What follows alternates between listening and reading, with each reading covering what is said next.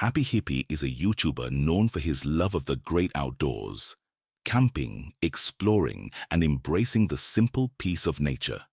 His videos are usually cheerful and calming, until one trip took a dark and unexpectedly creepy turn.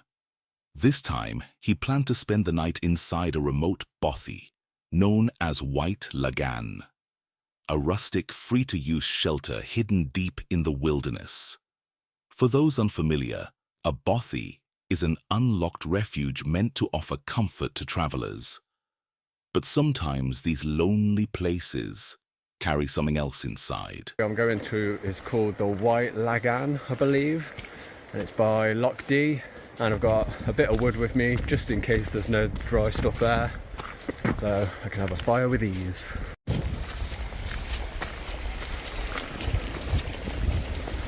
Oh.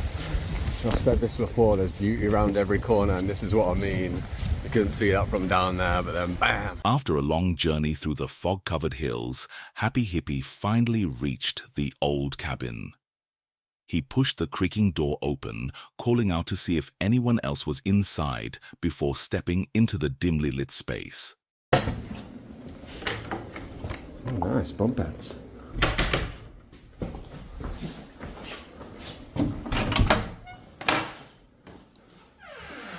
Alright, sweet. Nice and cozy. Said I wanted to take up fishing. Someone's left a little homemade fishing rod. Really sweet. You see some pretty weird shit written on doors. That's normally the shit you see. Smoke that shit. And that's a common one. If you can see it, it says Bill Gates. That one, little coordinates. Think I'm gonna go check it out? Hell no. But I'm sure someone's just joking. Look at the amazing view from the window. You got the lock down there. I love coming in bothies, they're so home. The bothy appeared empty, save for a few fishing rods propped in the corner and strange faded symbols scrawled on the walls. Nothing seemed immediately dangerous, just unusual. A little later, a small group of hikers passed by and decided to stop in, chatting briefly before continuing on their way, leaving him alone again in the stillness. My first guests, I had a few people from the mountain bothy team come up and just had a nice chat with them for a bit, told them what I do, and they said they were going to check out my video, so hopefully you guys enjoy them if you're watching, and they're just about to head off now.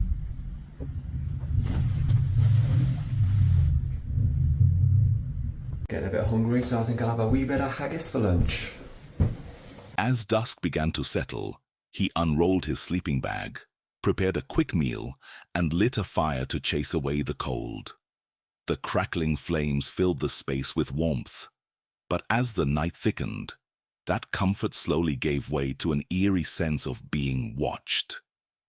Then, the night began to change. Got one of them water filter straws, and it comes with 2 little bags as well, so you can attach the straw to that, but I've not got to use. Oh, maybe this is the guests. There was no one there. I don't know if that's just people f***ing with me or something. I don't know if that's something they do. But I don't think it would be that family. It was just a dad and his daughter and son. Oh well, we'll see. It was just knocking on the door again, and then I went out, but there was no one there. So I don't know what's going on, but I've not heard of any haunted bothies or anything. I've never had weird shit.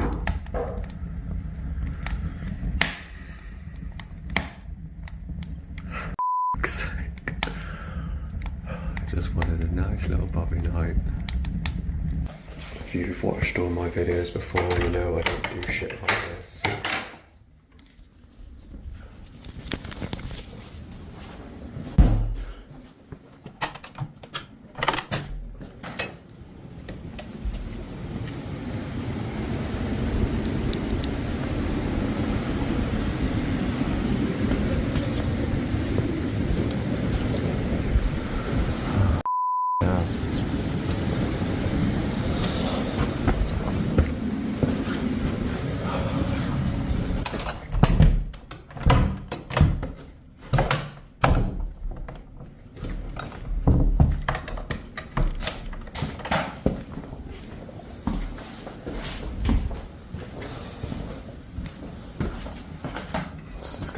for night. And they're walking around into the room, and then I go in there, and it just stops.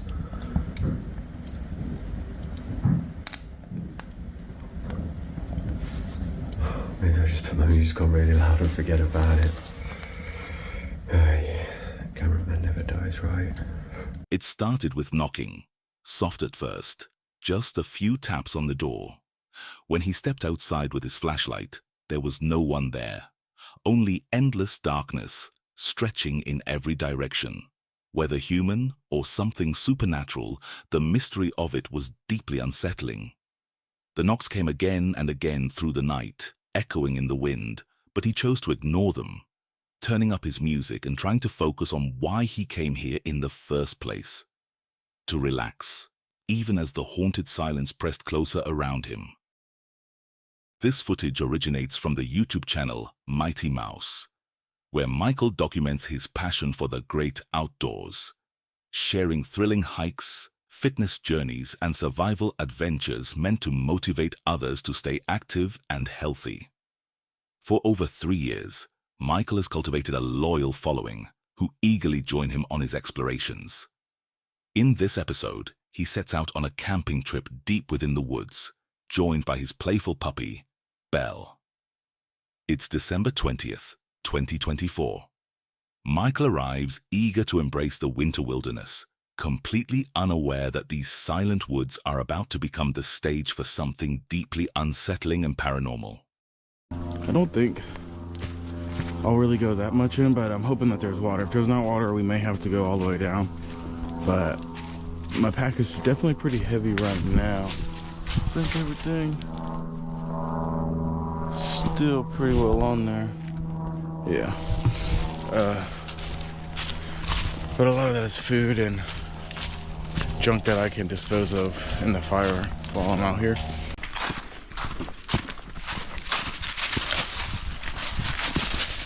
Alright, so I found my camp. We had to come down a good bit. There's usually water running down through that. I might be able to run off and find some somewhere in there, but I'm gonna set up, I think, between this tree and maybe that one there. Check in here. I got my camp pretty set up. I'm pretty happy with the way this one turned out.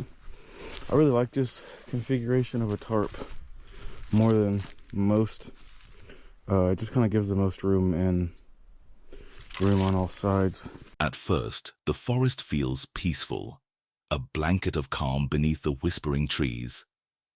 He quickly finds what seems like the perfect clearing to set up camp, arranging his tent and fire with practiced ease.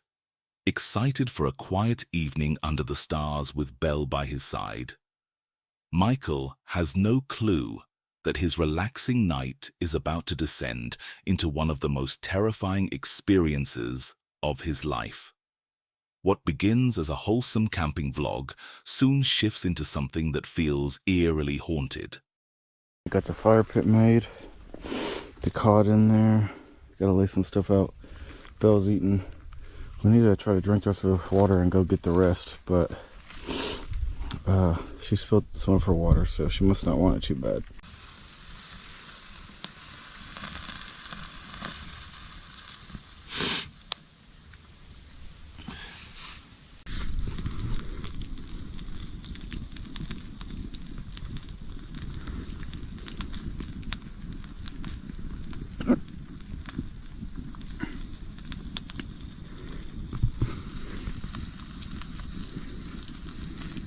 With his shelter ready, Michael watches the sun slowly melt beyond the tree line as darkness creeps in.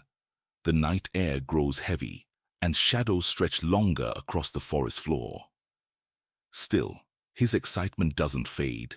He enjoys the moment, playing with Belle as the forest begins to stir around them.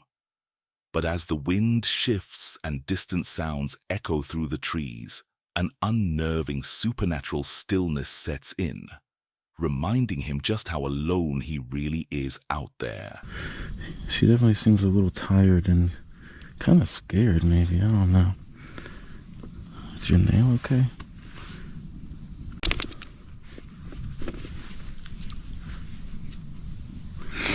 definitely hear some animals like coyotes or something.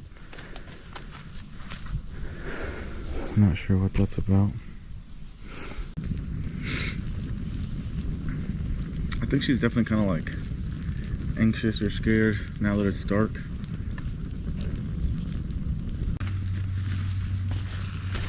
I don't know how well you guys can see that. But yeah, just some smoky burger seasoning, you know?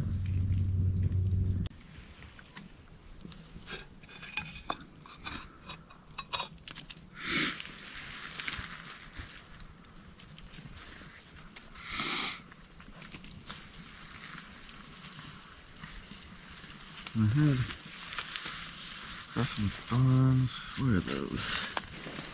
A faint howl slices through the night, soft but sharp enough to catch his attention. It sounds far away, likely a coyote, he tells himself. Trying to dismiss the unease, he focuses on preparing dinner over the crackling fire. The warmth of the flames and Belle's comforting presence keep his nerves steady, even as the darkness thickens. Little does he know, the quiet comfort he feels is about to vanish under the weight of dreadful sounds that no one would want to hear in the middle of nowhere.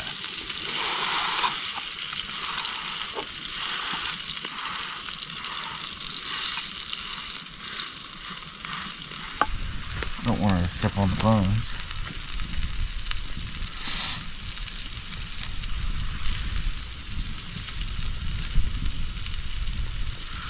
Get a little thermometer put up over here.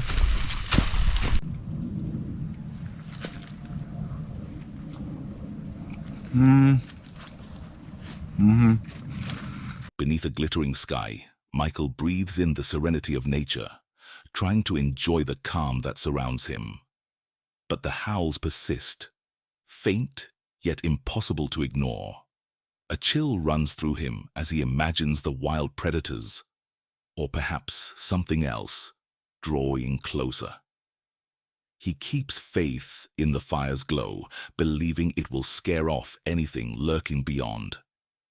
Yet as the minutes tick by, his nerves tighten, and the once peaceful silence feels charged with paranormal energy. Just when he starts to relax, the woods answer back with something truly terrifying. Okay.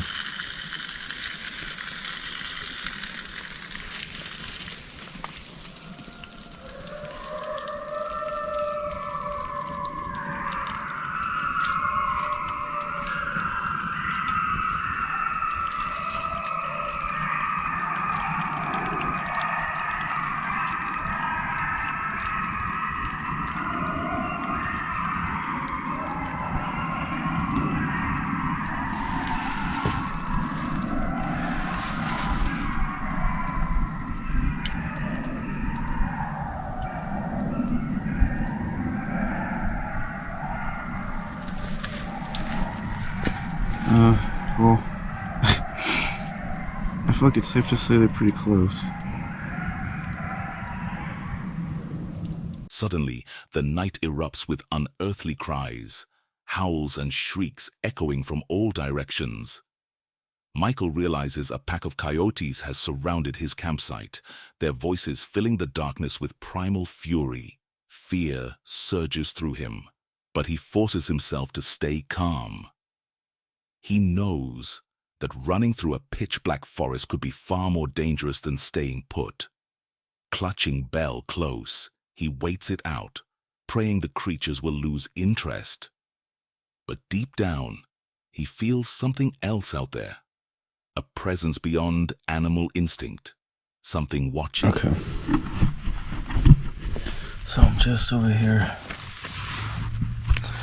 kind of setting up camp. Or setting up my bed, really. And this is Lenny's sleeping bag.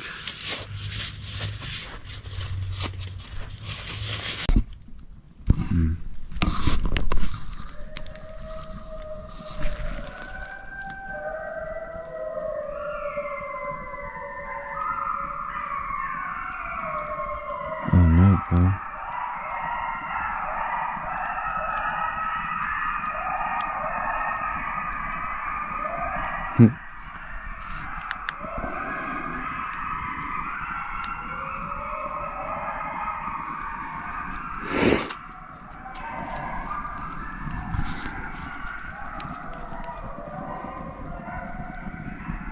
The howls return, louder and nearer this time, vibrating through the still air. Every crack and whisper around him feeds his growing panic. Michael's flashlight pierces the darkness, but its beam feels useless against the unseen eyes that might be staring back. For endless minutes, he listens in silence, heart pounding, every rustle amplified. Eventually, the cries fade into nothingness, but the eerie sensation of being watched refuses to leave. He lies awake the rest of the night, too tense to sleep, keeping Belle close for comfort. By dawn, exhaustion and relief wash over him as sunlight breaks through the trees. Packing up, he leaves the forest behind, shaken but safe. This experience serves as a grim reminder that even the calmest wilderness can hide moments of real terror where nature blurs with the supernatural. Dan E. Zera, an adrenaline-chasing explorer and creator of the YouTube channel Cursed Urban, is known for diving headfirst into America's most haunted and forbidden places. From abandoned asylums to ghost-infested woods, Dan's obsession is exploring where others dare not go. His newest mission brings him deep into an isolated stretch of wilderness in Illinois, ominously called the Forest of Exile. Local legends claim those who enter rarely find their way out. The air there is said to carry an unnatural stillness, a feeling many describe as otherworldly. But for Dan, that's exactly what makes it irresistible. It's December 1st, 2024, and despite all the warnings, he arrives brimming with excitement. He steps into the forest before dusk, surrounded by chirping birds and whispering wind, unaware that this serene start will soon twist into paranormal horror. They've named it that because there has been some tragic stories of people being lost in this forest and never being found. Now, the legends go deeper than that. The legends go that these people were not lost, that they were actually taken by one of the numerous creatures that supposedly live here. As daylight begins to fade, Dan searches for a clearing to pitch his tent and get a quick look around before darkness fully claims the woods. He pushes deeper into the trees, unaware that something unseen is already watching him. All right, guys, so I think I found my campsite just out here. And then over here, go check it out. Over here, we got a little creek running through here, which is cool. More rocks and stuff. Really, this place is awesome, guys. After wandering for some time, Dan finds what looks like a perfect spot to set up camp for the night. Relieved, he gets to work, organizing his gear and preparing for what he believes will be just another thrilling adventure.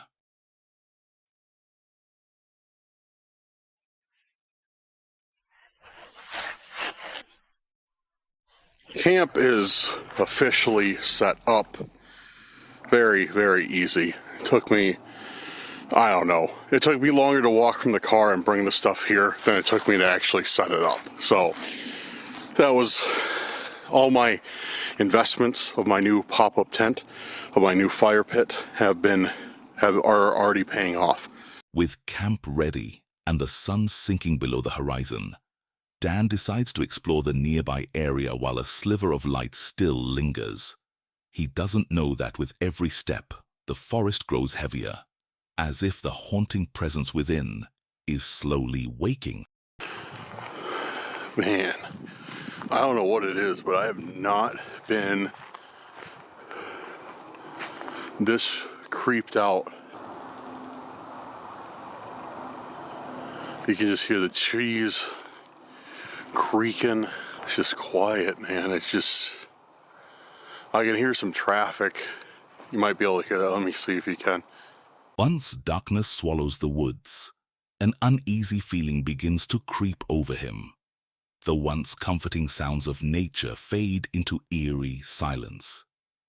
Trying to calm himself, Dan pulls out his spirit talker, hoping to make contact, or perhaps prove that nothing supernatural is really there. But deep down, he senses something inhuman is near. Screaming. Screaming. That's weird. Who was screaming? Were you the one screaming or somebody else?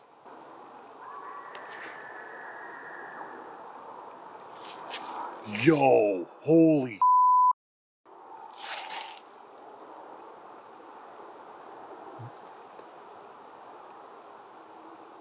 dude, no way. As he activates the device, a distorted voice whispers a single word: scream. Moments later, a chilling shriek tears through the night, echoing through the trees. Dan freezes, his blood running cold as paranormal energy fills the air. The peaceful forest now feels like a trap. I can't protect you. I don't think I've ever had a response that direct and that clear ever. Like, or I should say, like, that accurate ever. Because I was screaming, and then we waited, maybe 30 seconds or so? And then that was, to me, that was a clear scream coming from the other side of the forest. Thank you for that. And we got I Can't Protect You. Overwhelmed with fear, Dan decides to retreat to the safety of his camp. He hopes the flicker of firelight will drive away the dread. But tonight's terror is only just beginning. All right, I'm gonna get set up, get the fire going, so we at least get some light out here, because we're at nighttime officially. So, hello, dude, somebody's got. Did you guys see that? That was definitely. Hello?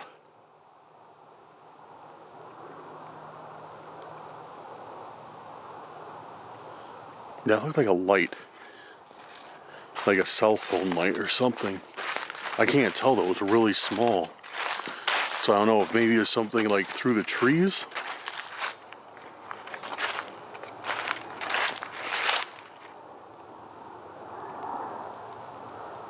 Hello? That was the weakest hello ever. It's like, I don't want to know what's over there.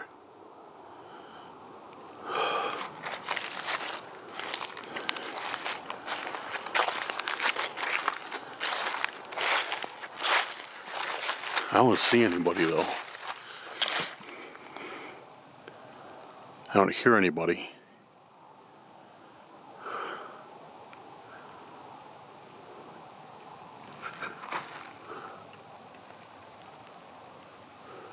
Alright, I'm gonna get this camp set up, get the fire going, so we at least got some light. See what I'm doing instead of just being out here in the middle of nowhere with my flashlight. Back at his tent, a flickering light flashes in the distance, followed by an unidentifiable sound. Dan swings his flashlight toward the noise, but there's nothing there, just endless shadows. Telling himself it's just his imagination, he turns back to light the campfire, seeking warmth against the growing supernatural chill. I love this fire pit. Look how easy this is.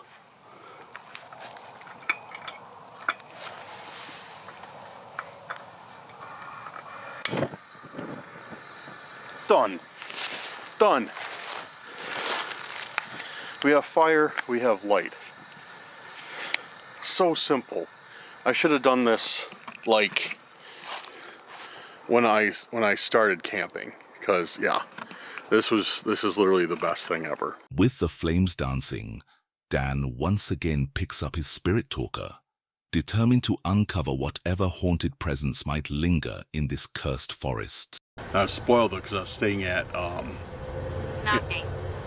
in a viewer's backyard, and well, kind of. It was in a piece of property on his land, and dude, we got to go check that out. I think I know exactly where that came from. We're going to check that out right now. Suddenly, the night is shattered by a rhythmic knocking sound echoing from somewhere in the distance. Dan steadies his breathing, grabs his flashlight, and decides to follow the noise. Curiosity and fear twisting together. Each step deeper into the darkness feels like stepping into the unknown. All right, guys. Like I said, I am at a forest, state forest, and there happens to be, you know, outhouses around here.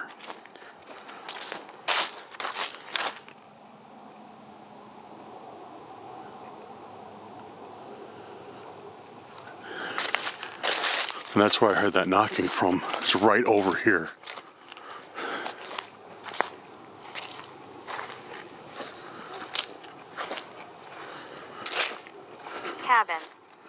Cabin.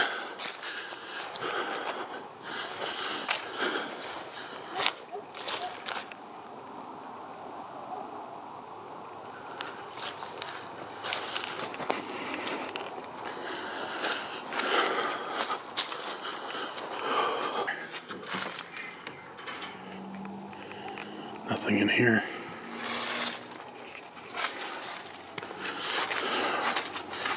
Check this other one.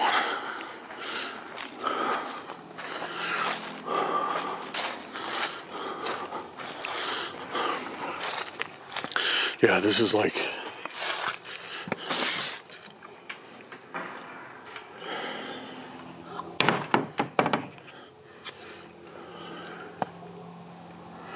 it sounded, yeah, like a knocking.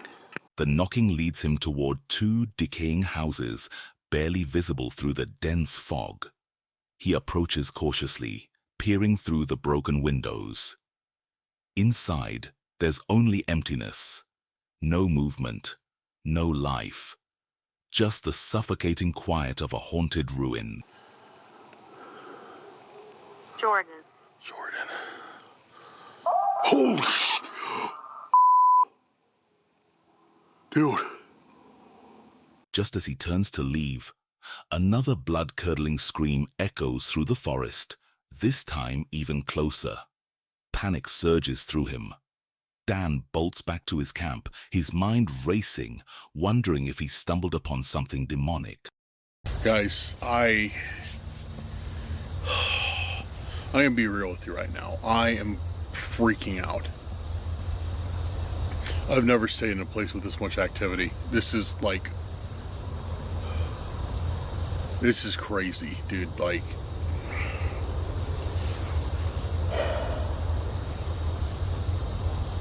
I am beyond scared right now. I am like terrified of what's gonna happen next. I'm really thinking of just calling it quits.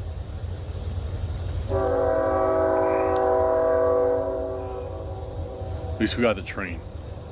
At least the train is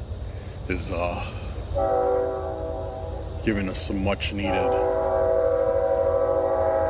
breakup of the background silence. Like, for real, I needed something other than just like quiet right now. Like even the road noise and stuff, dude. It's, I don't know. I just need to kind of air my thoughts out right now, because I was freaking out. Like, I was like, I don't know if I want to stay here, because it's getting to be too much. No service either. Like, I can't even call for help. Like, I don't know. But, I did come to the conclusion that we are going to stick it out, or at least try to. Back by the fire, he sits in silence, trembling as he debates what to do next. Should he pack up and leave, or stay and finish the night? Despite his fear, pride wins out.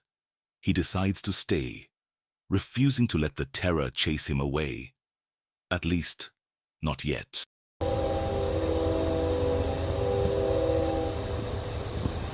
Probably going to keep the fire going all night. It seems like the wise thing to do, since there's obviously something out here. Something in the forest.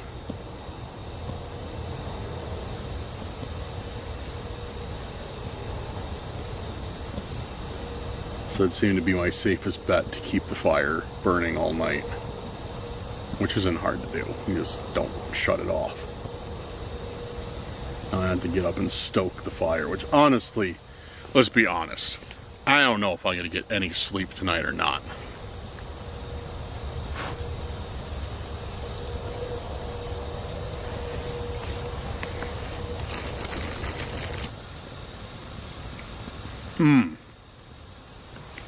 That one was perfect. Shroud of Secrets. Shroud of Secrets. Sitting beside the crackling fire, roasting marshmallows to distract himself, Dan begins to relax. But just when the calm returns, another eerie noise cuts through the still night. The forest seems to whisper back at him. Too terrified to check, he keeps his eyes on the flames, clutching the spirit talker for comfort.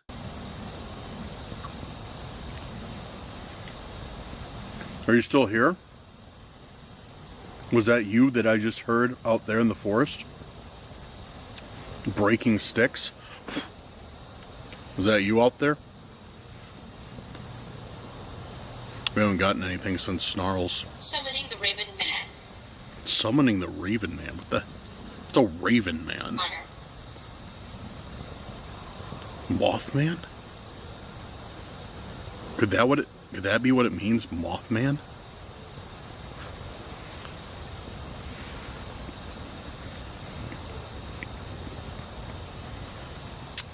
I'm going to shut this off for now. Thank you for your answers. I will be back in a bit to communicate more. I just need to take a break. Alright, well, there we got it. I don't know what all this stuff means, but definitely is creepy out here. One thing I am happy about, and I wouldn't believe that this would be something I'm happy about, but I'm happy that the noises in the environment have started to calm down a little bit. We haven't heard too much aside from that branch snapping, so I am happy about that. How long that will last, I don't know. But, dude, tonight is absolutely terrifying still. Yes. I'm still not fully committed to staying here for the evening, but we shall see. So I'm going to get prepared for laying on the bed, because like I said, I'm not going to sleep. It's just not going to happen. I'm too wired tonight. Yeah. So I'm going to get prepared to just lay on the bed, and then we'll take it from there. The device continues spitting out cryptic responses, each one colder than the last. Nothing makes sense anymore. Frustrated and shaken, Dan gives up trying to communicate with whatever spirit lingers here. He crawls into his tent, hoping sleep will come before his fear takes over. I'm in the tent. Still got the fire going, as you guys can see, just a little bit. I'm hoping that my propane will be fine, because I touched the outside of the tank. It's really icy, so it might, stop flowing soon, which I hope not. If it does, I'm gonna have to go because it's gonna be too cold. But all right, guys. leaving the camera on. Got a fresh battery in here. And yeah, I will wake up. Sir, I will. Oh, I'm not gonna wake up. I'm gonna sleep. Or I'm not gonna sleep. I'm not gonna sleep, so I'm not gonna wake up. But I am gonna rest. So camera's staying on. And good night, I guess, maybe. See you guys in an hour or two. Inside, he sets his camera to record, just in case any strange paranormal activity occurs during the night. But as he begins to drift off, a sound outside jolts him awake. Something, or someone, is there.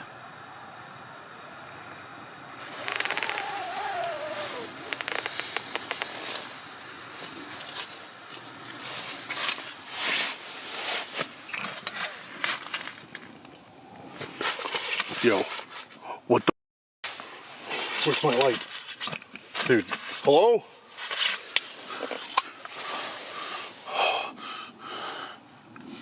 Dude, what was that? I just heard something outside my tent.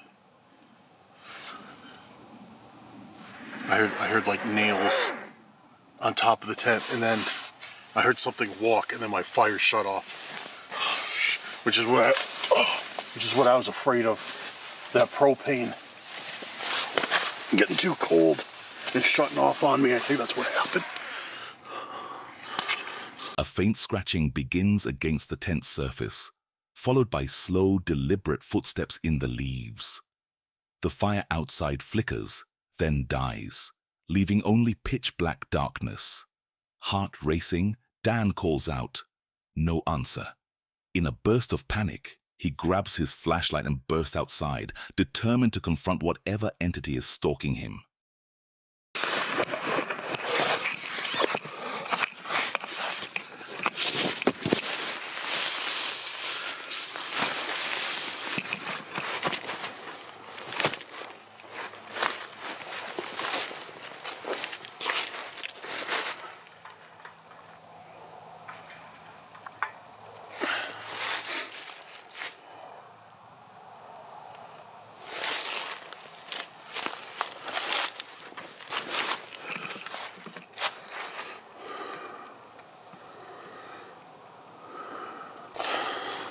Okay, so yeah, this is what I was telling you guys about. See this? Check this out.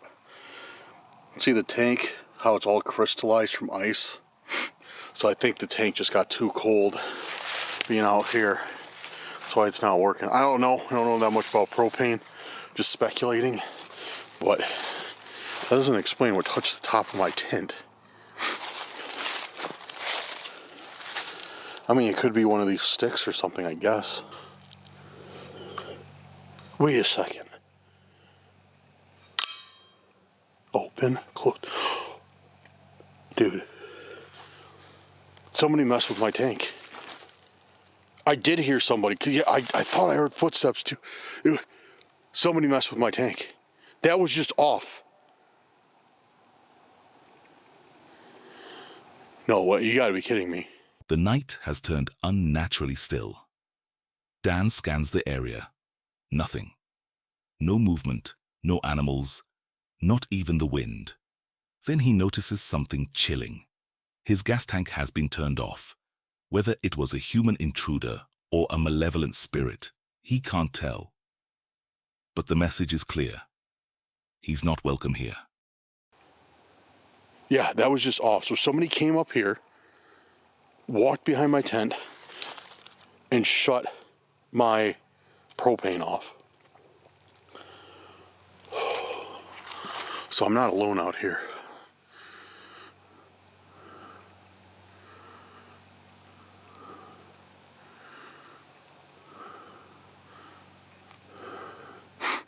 It's like that poltergeist activity, messing with stuff like that. Oh. All right. Okay. This is what I'm doing. I am packing everything up.